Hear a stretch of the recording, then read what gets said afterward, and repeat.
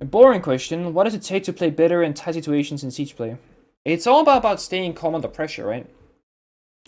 In Siege, because it's a strategical game, you have more options in like 1v1s than I think any other FPS game I can think of. Because like Apex Legends, you can push or hold your ground. That's like the only real options you have, right? Correct me if I'm wrong. In CSGO, it's like you can try and play for like the fake or the non-fake. You can fight or play objective, right? But in Siege, you can hold, you can push, you can drone, you can do vertical, you can fake it, you can rotate. Like there's so much you can do in Siege. And it's beautiful. Like the way that different pro players, even different pro players will play like a 1v1, it's so different. What I do when I play Siege, I pre-think everything. Like right now, I know exactly what I'm gonna do for the entire round. And because I've played the game so much and I'm good at the game, I can do that in 4 different ways, right? Without thinking, what I can do, I can go Argos balcony, take control of the top floor. Go armory balcony, take control of the top floor. I can sneak in Teller's window, make a play onto blue. I can also pressure side window, look for vert and jump in. Like I have these like 3, 4, 5 different like defaults that I can do, and I know what to do throughout the entire stage of those options. I'm not gonna what do I do? Let's just hold an angle here and see if anybody jumps out. Oh, nobody jumped out. I guess I'll go over here instead. Like I'm decisive, right? I know what I want and how I'm gonna do it. I can't account for that guy. I can't account for that. I've probably played Border 2,000 times, and I've never died this way ever. So we learned something new. We just learned something, which is very valuable, right? Because we've never died this way ever. And now we have. I was trying to make it to the B window. Anyway. I can't believe this guy. What's his name? Trap with thick? Trap with thick? I don't fucking know. We both have 7 kills. If he gets an assist now, same scoreline. What's the majig? A lot of people when they play a game and they're like new to it, they always look a bit lost. Right? And that's because they don't really know what to do, or they don't believe in what they should be doing. And we had this saying in G2 and Penta where, let's say Fabian calls a strat. Everyone believes in the strat because it's Fabian's, and Fabian is a good strat caller. He knows the game very well. But then we had, like, let's say Goker or Kanto. They would not be comfortable making a decision because they feel like their decision is bad, because they don't understand the game as well as Fabian did. Down to 1 friendly. But we had this saying that basically is, it's better that 5 idiots follow one bad plan than 5 idiots having no plan at all. And I think that could be applied to any player of any game, where it's like, you might think that you're bad at the game, and you might in fact be bad at the game. But it's a lot better for everyone involved that you have a plan that you are going to follow and that you believe in, even if it's a weak one. And it's the same with like chess.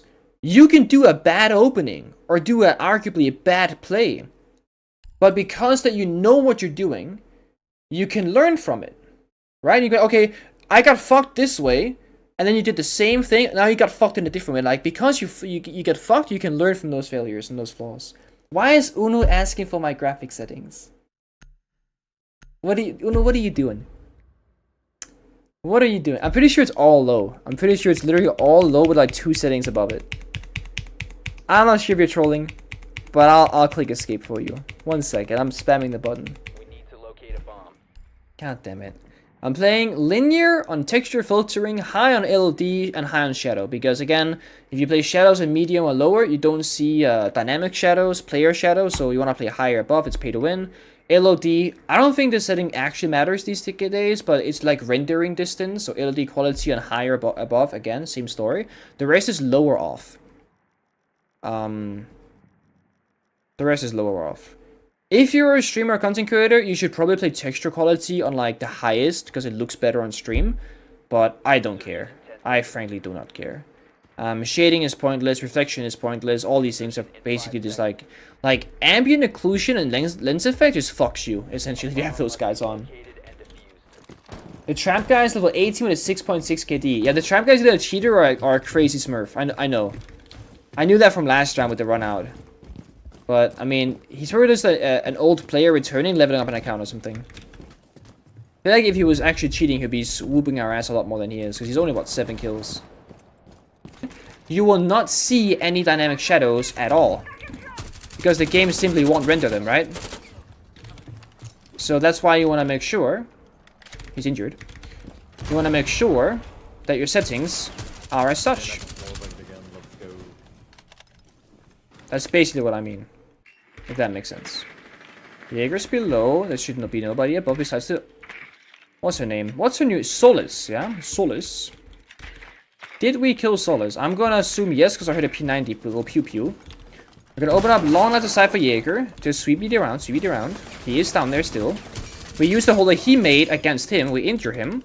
We're not gonna wide swing. Gonna make a new hole to confirm the kill. There should be a second guy down here. I didn't reload because I got the reload back. I'm gonna reload again. We're gonna nade a drone. Drone down heads. Drop after nade for sound propagation here. So nade goes out. We drone. No one's close. We're gonna drop and take the 50-50. No one's here, right?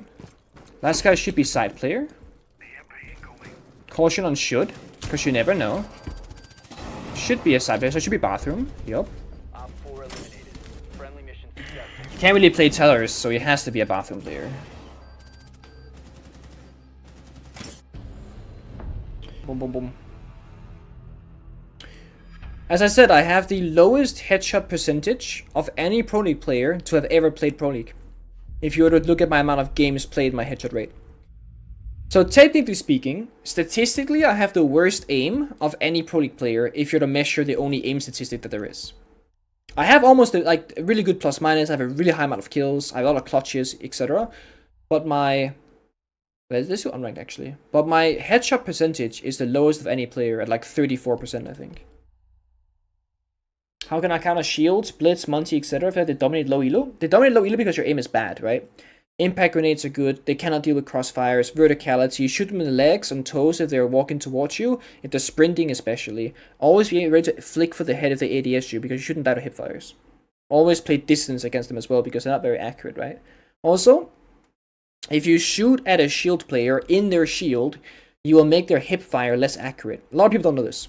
If a Monty is standing still and you don't shoot at him, or blitz or fuse, any shield, his hipfire is very accurate. If you shoot at his shield, you actually make his hipfire less accurate. So even if you're not doing damage to him by hitting his shoulder or his toes, you're still making him less likely to kill you with his hipfire. Because by shooting the shield, you increase his spread ratio. So it's always important to shoot a shield player, even if you're not aiming to kill. Just aiming to reduce the damage that they do to you. It's important.